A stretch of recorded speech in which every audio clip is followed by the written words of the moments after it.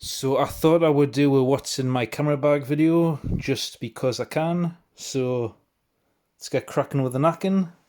Start off with the bag. Got a K&F Concept 10 litre EDC camera sling. And on the bottom I've got a little Ulanzi mini tripod in case I want to do some slow exposures, because I'm no good at hand holding things for slow exposures. But it's the Ulanzi MT46. It's a very nice tripod, all metal, extends out. In this I think it'll hold 5 or 6 pounds, I think. That's just going off my head. You can look it up though and see for yourself. I think it was 5 or 6 pounds, which is more than enough for the cameras that I carry. And on this side I've got a Hero clip by Gearaid, in case I go to a public toilet and I want to hang the bag up and not just put it down on the floor. Or if I go to the woods I can hang it up on a tree and not put it in mud. Anywho, it's outside the bag. The inside, I've got a little blower brush.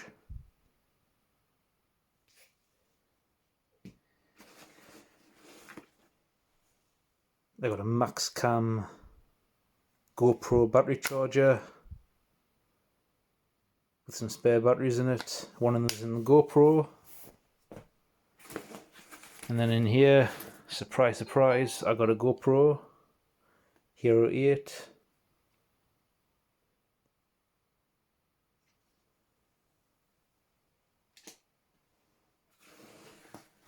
And here, got an empty film roll. Not a film roll, but a canister for a film. For the film camera. And down here, spare battery for the main camera. And another spare battery for the main camera. So I've got 2 of them plus one that's in the camera.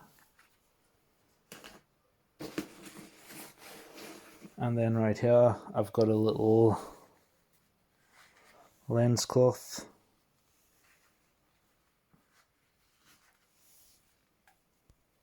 I know it helps if things are in focus. I hate this camera that I'm filming on, I really do. It never focuses on anything. It might as well be a manual focus. I say camera, it's my phone. But I hate the camera that's on it. It might as well be a manual focus. Anywho, down here I got a little TT Artisan light meter, which is really great. Very simple, and I like it.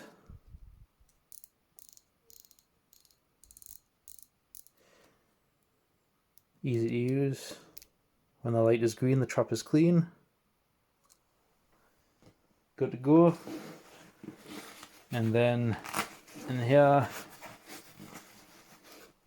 I got a viewfinder for the rangefinder.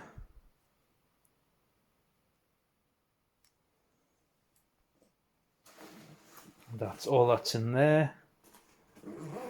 And here's where the magic happens. So my main camera now is the original Sony A7. I was carrying the A6000 as a main street photography camera, but this is crapped out on us now. It's just kind of works, but it's just really annoying. Every time I switch it on now, after 2 seconds it does this. Not that. Yeah, that.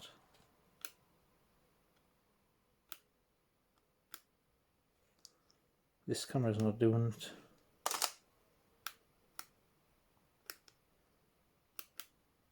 No, it doesn't do on this camera. I'll show you. got this camera is different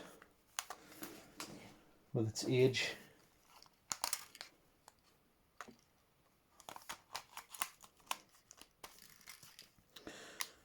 So every time now I'll point this camera at something and it'll do that. Every few seconds it'll just do that. I'm not doing it now because I've got it on camera, on video, so I know it won't do it. But it's every time I go to take a photo, it'll do that. And it's annoying as hell, so I'm not using this camera for street photography anymore because it was frustrating, and there was one point I nearly threw it off the Tyne Bridge. So this is now my main street photography camera. And on here I've got a brand new lens that my dad gave us. It's a Pentax, whoops, SMC, which is super multi-coated, and it's a 1.7 50mm lens. Took this out today and I used it for the first time. I did a video on that, so I might post that video after this. But it's a very short video, only took about 10-15 pictures with it. But yeah, I really like this lens.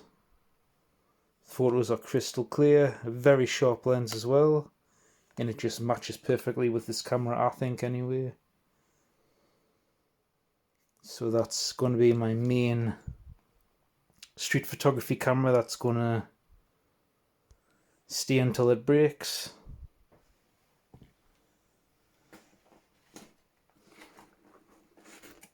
And one of my favourite lenses as well for street photography with a digital camera is my Sigma 28 to 80mm, and it's also got a macro function on there as well. And this lens cap, which really annoys the shit out of me because it always falls off. It is the right size, but for some reason the slightest touch it just comes off. Of course, again, like I say, it's not going to do it because it's on camera, but there you go. Very annoying. I will get a new lens cap for that. I don't know why I haven't, but I haven't, so there you go. Also carrying a rangefinder, obviously. Did say that with the little light meter and everything. So this one is the Kiev 4B. It does have a built-in light meter, which is actually very accurate, which is very rare for a Soviet Russian camera. But yeah, I'm not going to play around with it because it's loaded. I've got a Kodak Gold 200. This camera does have a real quirk to it though. It only shoots 24 exposures. It doesn't matter if I've got 36 exposure film in here or 24. It will only shoot 24 exposures. I had Kentmere Pan 400 in here, and when I got past 44 it jammed up and just wouldn't shoot anymore. So I don't know what's going on there. I have played around with this little dial right here and it goes to 36, so don't know what's going on with that, but yeah. And on this I've got a Jupiter 12 35mm lens, which is also f2.8. It's one of my favourites. And I've got a Voigtlander 49mm UV filter.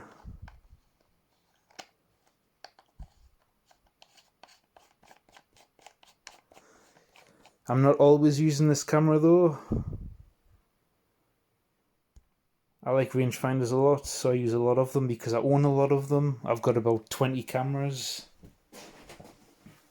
But the one that I use most is the Fed 2, which also has a Jupiter 12 35mm f2 lens, or 2.8 lens. This one's a bit different though because it's a different thread mount than the Kiev 4.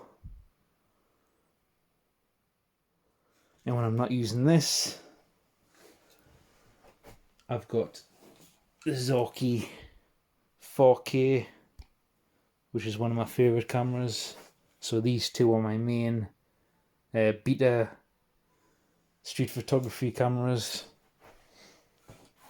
And when I'm not using that, I've got my Precious, which is the Canon P. This was a gift, so it's got sentimental value. I don't take it out all the time. I just take it out maybe once or twice a month just to wind it on and fire it, because if you don't do that, then the shutter fouls up if you just keep them long term stored and never actually use them. It just sounds awesome.